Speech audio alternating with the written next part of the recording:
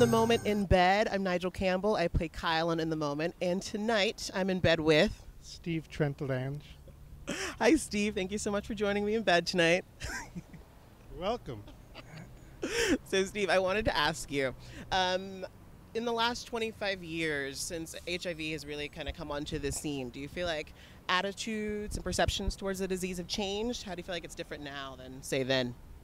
They've come and gone and come back again. I mean, now people are less concerned about it than they used to be when it first came out. Well, actually, when they first came out, they were still loose about it, okay? And then they got serious for a while, and now, you know, people are getting loose again, and it's not good. So you feel like there's less of a concern now? The death rate has gone down for some groups, but not others, right? Because some people adhere to their meds, some people don't. Some people have access to meds, some people don't. So do you think that this sort of lackadaisical approach or, you know, lackadaisical perception of the disease, what is that based on? Why do you feel like people are paying less attention? Why do you think people are being less cautious?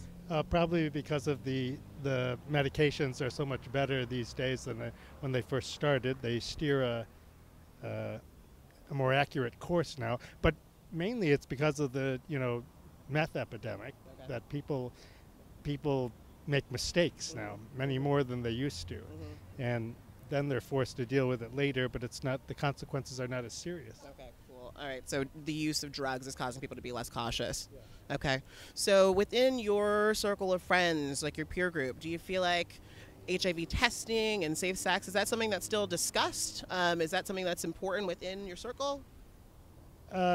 Yes, it is, but then when they seroconvert, you know, there's two sets of friends. There are people who have seroconverted and people who haven't. Okay, and it's serious until they, you know, make a mistake, and then they turn into the seroconverted people, and then the lid comes off. Like they're the worst, actually. And so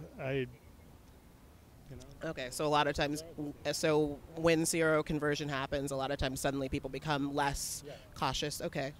Okay, wow, okay. So what would you consider to be ways to protect yourself at this point? Like, what are, if you know, tell me like I don't know. Meth.